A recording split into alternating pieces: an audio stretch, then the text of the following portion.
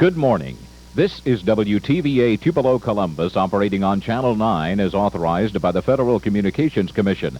WTVA operates with an effective radiated power of 316,000 watts visual and 31.6 thousand watts oral from transmitters located 2.1 miles northwest of Woodland, Mississippi. Studios are located on Beach Springs Road, 2.5 miles north of the Tupelo, Mississippi city limits. WTVA operates the STL microwave relay stations WIL 79, 7025 to 7050 megahertz, WIL 80, 7075 to 7100 megahertz, WIL 81, 6975 to 7000 megahertz, and WIL 82, 6875 to 6900 megahertz. WTVA is owned and operated by WTWV Incorporated. Now we invite you to stay tuned throughout the day to the Spirit of Mississippi for the best in entertainment and news. In the news this morning, as the purge continues in China, the Beijing leadership blasts the United States for preventing the arrest of two well-known dissidents. Mikhail Gorbachev heads to Bonn seeking stronger ties to West Germany, and the moral majority says it's time to go out of business. In sports, Sugar Ray and the Hitman meet once again in the ring. Big thunderstorms will once again batter parts of the South, and we'll go behind the headlines to see 1 week of change in China. I'm Deborah Norville, and today is Monday, June 12th. This is NBC News at Sunrise with Deborah Norville. Good morning. Relations between the United States and China are at the lowest point ever since diplomatic ties were renewed 10 years ago. The official government purge of intellectuals and others involved with the pro-democracy demonstrations continues. At least 700 Chinese have been reported arrested. Now the Chinese government has issued arrest warrants for dissident Fan Lizhou and his wife, who've been given refuge at the U.S. Embassy in Beijing. NBC's Keith Miller is at the embassy in Beijing, which is the focus of this dispute. Keith? Good morning, Deborah. Army troops are just down the street from the embassy. The whole diplomatic sector is being occupied by the Army. Outside the U.S. Embassy, there are extra guards, some plainclothes policemen. But there has been no effort to remove Fan Lizhou and his wife from the embassy compound. But diplomats say the Chinese may find some way to retaliate. Hardliners in the government want to tighten their hold on the country and also want to stop criticism of its methods from foreigners. Chinese television accused the Voice of America of spreading lies and distorting the news about the Tiananmen massacre. Many people here get their information about China from the VOA Chinese language broadcast from Washington. The state-run media reports the party line and nothing more. And the line these days is that internal dissent and external criticism will not be tolerated. Hundreds of people have been rounded up in a nationwide manhunt for leaders of the pro-democracy movement. Fan Lizhou and his wife went into hiding at the U.S. Embassy last week. He is one of China's best-known dissidents. And the government here is furious that he is being given refuge inside the U.S. Embassy. The Chinese consider the events of the past month an internal matter and none of America's business. Deborah? Keith, you mentioned that the Chinese might find some way to retaliate for the refuge given to Fang and his wife. What options would they have?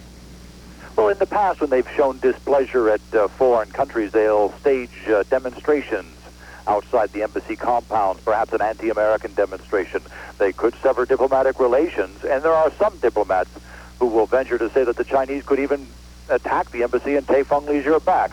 That obviously is a radical solution and one that is not being considered, that we don't think is being considered widely, but it's always possible. In an interview yesterday, the ambassador to China, Mr. Lilly, mentioned that this was an irritant. That was a statement he made before the arrest warrants for Fang and his wife were issued. Any possibility the Americans might hand over the couple?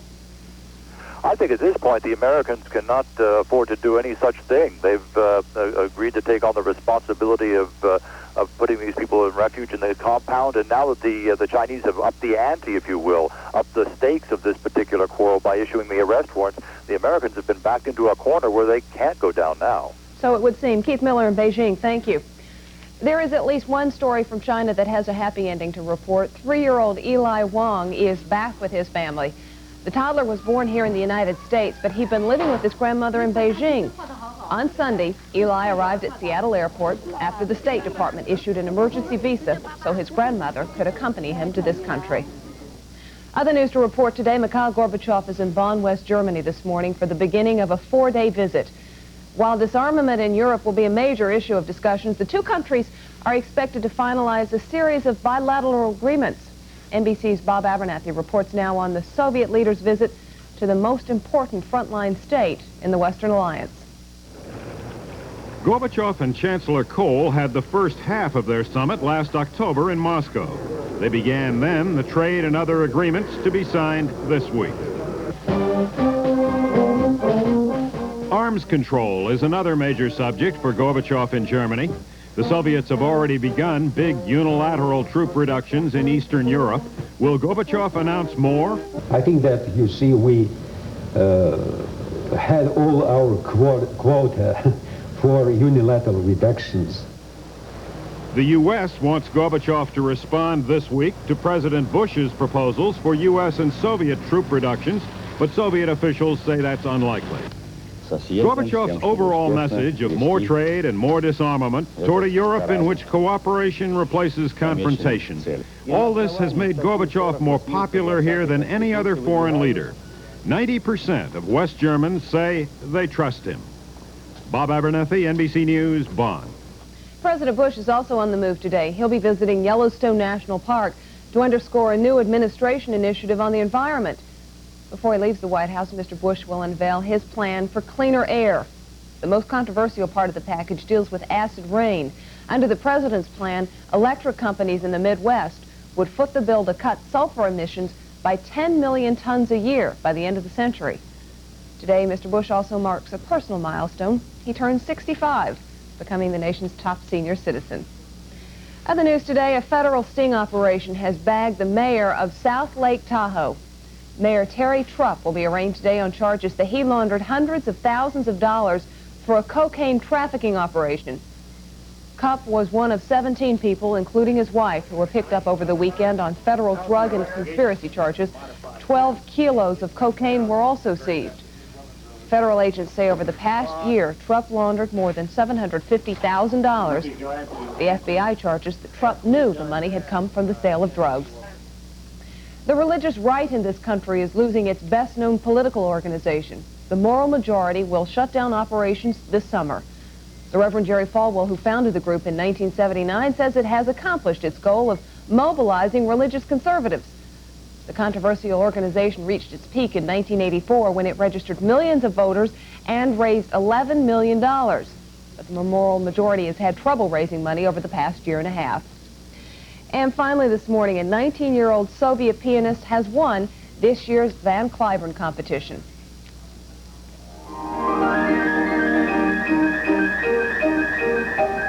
Alexei Sultanov, known for his aggressive style, was the clear choice of the judges. Sultanov was the youngest of 38 competitors at the contest in Fort Worth. For his victory, he receives $15,000 in cash, a 2-year concert tour, and a recital at Carnegie Hall. And in competition in the sporting arena, the Lakers must be wondering what happened. Pistons now leading them 3-0 in the NBA Finals. That, a look at an American triumph at the French Open, and the rest of the sports news with Don Criqui after this.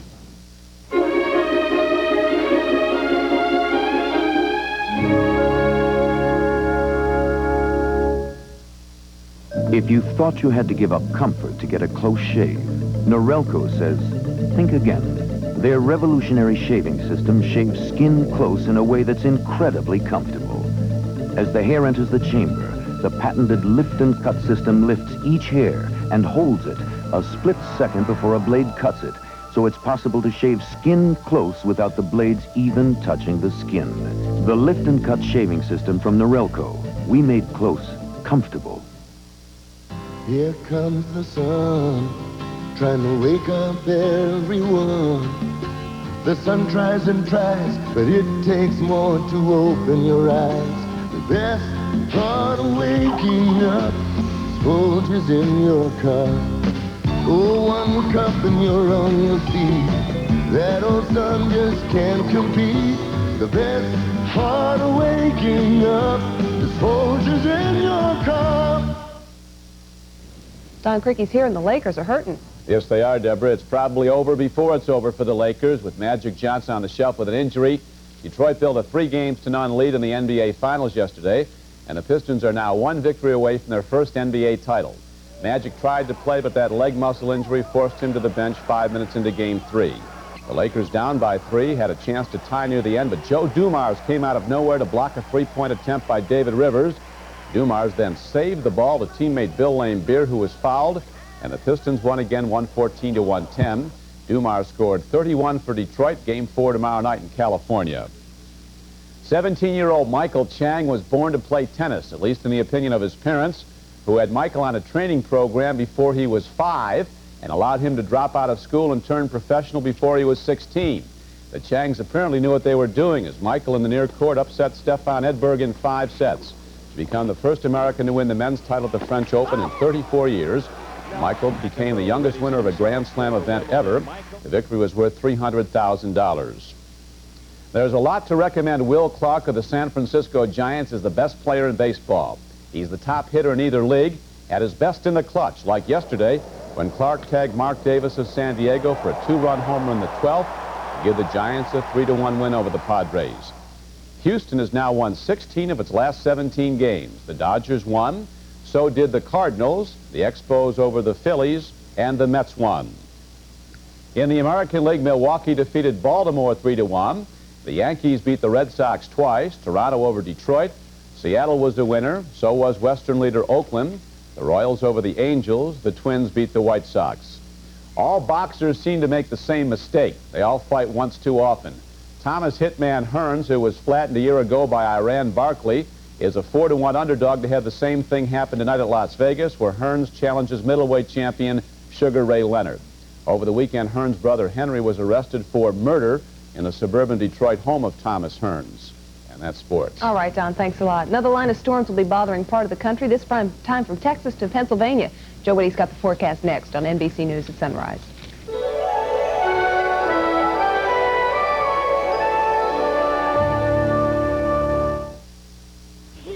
Summer fruit. Remember the sounds of summer? Remember the fresh taste of summer peaches, plums, and nectarines? Summer fruits from California, fresh from the trees, taste them and see. So cool, juicy, and just bursting with fresh-picked summertime flavor. But like summer, if you don't start enjoying them now, you'll miss them. Summer fruits from California. Not long ago, Maxwell House Coffee beat Folgers Coffee in a national test. People said it tasted rich. So Willard Scott is asking other people if they agree. Willard? Hey, Linda. We're talking with the Robinson family now. Let me get this straight. You all like Maxwell House better? Yes, sure do. What do you think, Dave? It really tastes rich. And how about you, Lemmykins? Oh, she says it's not bad. People say Maxwell House is better. You taste it. You decide.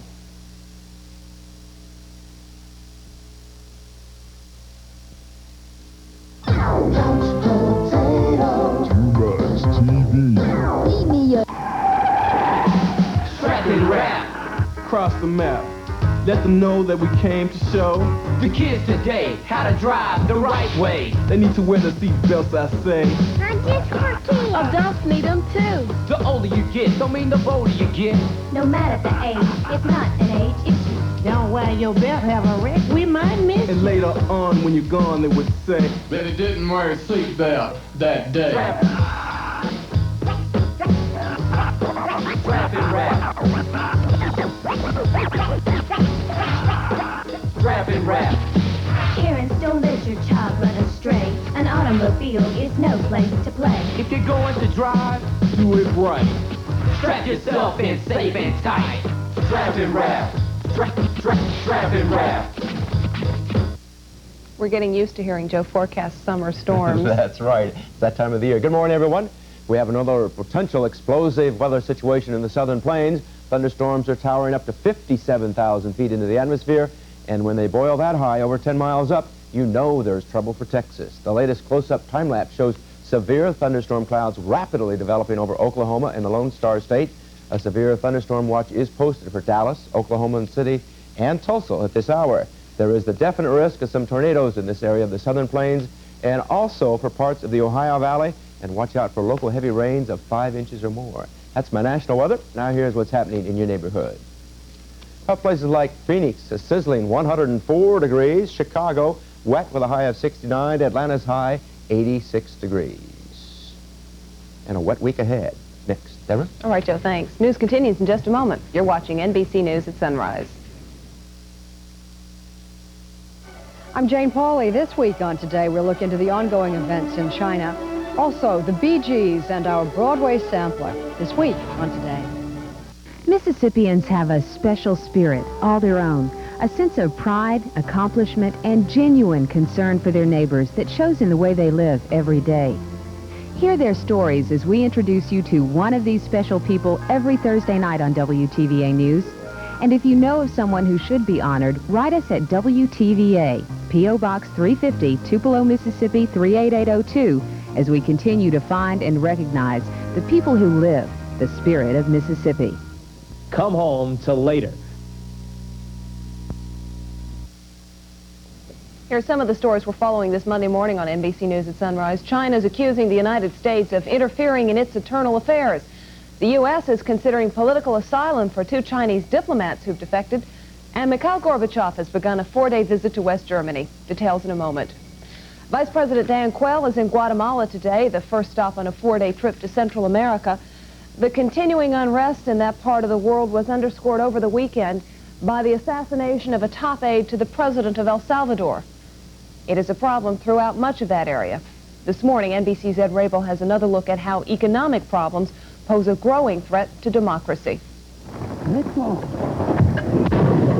When he visits war-torn El Salvador, Vice President Quayle may see something of how democracy and freedom are threatened these days in Latin America.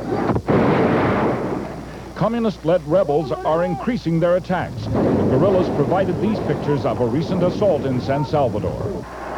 The far right won power at the polls this year, in large part because the middle-of-the-road party that was in power failed to achieve peace and prosperity. At the same time, experts believe economic problems are threatening emerging democracies throughout Latin America. Right across the southern cone of Latin America, the economies are a major problem for all the governments. Most of the governments of Latin America were military dictatorships until a wave of democracy promoted by America swept across the region in the past decade. Now, those democracies are in danger. It is in the great capitals like Buenos Aires that you can witness the economic crisis firsthand. Governments struggle to sustain their fragile democracies. At the same time, they are in serious trouble just trying to feed the people. Looters, many of them middle-class women and children, broke into grocery stores in Argentina this month for food because soaring inflation almost has wiped out the value of their currency, leaving them without the means to buy necessities. At least 15 people died in rioting. The danger is that these governments will be overthrown by their own military, and we'll see a regression to the kind of brutal authoritarian military rule that dominated the region in the 1970s. It could happen in Peru, whose economy is on the brink of collapse. Leftist demonstrators protesting price increases called for a communist-style takeover. President Alan Garcia, a social democrat elected overwhelmingly 4 years ago, has seen his approval rating plummet from 98% to 4%. After 31 years of uninterrupted democracy, it could happen in Venezuela, where more than 200 people were killed this year in riots, sparked in part because bus fares were hiked. My reading of Latin America is that there is a very widespread thirst for democracy, that there would be popular resistance if it were to be suppressed by the military. And so I still think that democracy has a chance, but it's a chance, it's not a certainty. At the heart of the crisis and the suffering, economists say, is the region's $420 billion foreign debt. Money to help the poor and rebuild the economies goes to a large extent to U.S. banks, just to pay off the interest, they say. The United States is going to have to find a formula to ease the debt burden on the countries of the southern cone so that they can stop exporting capital to the United States and begin to grow out of their economic problems. A U.S. government plan to forgive some of the debt so there can be reinvestment, the economists say, may be too little, too late. The democracies that emerged in Latin America in the past decade, they warn, already may be doomed. Ed Rabel, NBC News, Buenos Aires. We'll be back with more news, another check of the weather, and a look at business news right after this.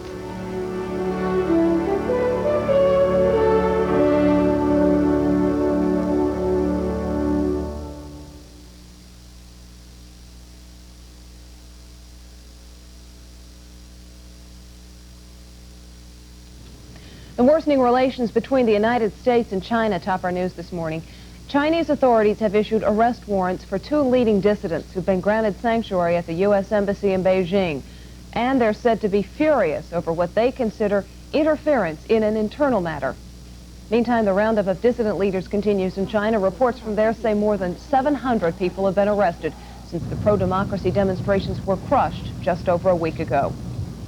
Here at home, American officials are considering the requests of 2 Chinese diplomats for political asylum. The pair attended a weekend rally in San Francisco, ostensibly to defend the official Chinese government story that no civilians died in the clashes in Beijing. Instead, the 2 took the microphone to announce their plans to defect. We are supposed to tell you that no one was injured or killed. Why? Because we are diplomats. But we want to make it clear that before we are diplomats, we are Chinese, and we are human beings. The 2 diplomats are identified as a vice consul for cultural affairs and an acting overseas affairs officer. Soviet leader Mikhail Gorbachev is in West Germany this morning. Gorbachev, Foreign Minister Edward Shevardnadze, and other Soviet leaders are in Bonn for 4 days of meetings with West Germany's Chancellor Helmut Kohl. During the visit, the 2 are expected to sign financial, educational, and cultural exchange agreements. Ronald and Nancy Reagan have begun a 4-day visit to London. The former president and first lady were met at Heathrow Airport by U.S. Ambassador Henry Cato and former British Foreign Secretary Francis Pym. Highlights of the visit include dinner tomorrow night with Prime Minister Thatcher and lunch on Wednesday with Queen Elizabeth. The Reagans will fly on to Paris on Thursday. In Iran, more than 1 million people have attended memorial services at the grave of the Ayatollah Khomeini. 2 people were killed in the crush of weeping mourners. Thousands of people fainted as they tried to force their way to Khomeini's shrine in the belief that touching the shrine's walls would bring them blessings. In business news, the new week brings a mixed outlook for interest rates. Analysts say a further drop in short-term rates is not likely anytime soon because of the Fed's concern about inflation. That concern was fueled by a big jump in producer prices last month. On the other hand, a continuing decline in long-term rates seems likely because of strong foreign and domestic demand for bonds. And looking ahead to today's market day, here's the Wall Street Journal's Doug Cease. Good morning, Doug. Hi, Deborah. It was a dose of bad news on Friday, but the markets generally didn't react that negatively. Well, that's right. It was very surprising. The inflation rate, according to the producer price index, running at 9, 10, 11% per year. But you had a modest decline in the stock market, very modest considering the news, and the bond market actually rallied. Clearly, the Fed's not going to take any steps to lower interest rates any further. We certainly wouldn't think so, not anytime soon. I mean, you'll get another measure of inflation later this week when the consumer price index comes out. We'll see if that's tracking the producer prices and is as bad. But until you see some clear slowdown in inflation, I don't think the Fed's going to ease any further. In the meantime, we've talked more than once on this program about the strength of the dollar, and the trade number comes out later this week. That's right. The dollar's been very strong, and that's partly what's responsible for the bond rally last week. But at some point, that strong dollar is going to have an effect on U.S. exports, and it's going to hurt the trade deficit. Maybe not this month, but eventually. And mortgage rates are attractive once again. That's right. Well, with interest rates falling, mortgage rates are falling very rapidly. I think in the last week, quite a few more mortgage companies are offering fixed-rate mortgages under 10%. That's got to be encouraging to home buyers. Good news for anybody who's looking for a house, that's for sure. All right, Doug, thanks a lot. Sure. Still to come this morning, we'll go back to China, where 1 week of events has changed more than a decade of progressive change.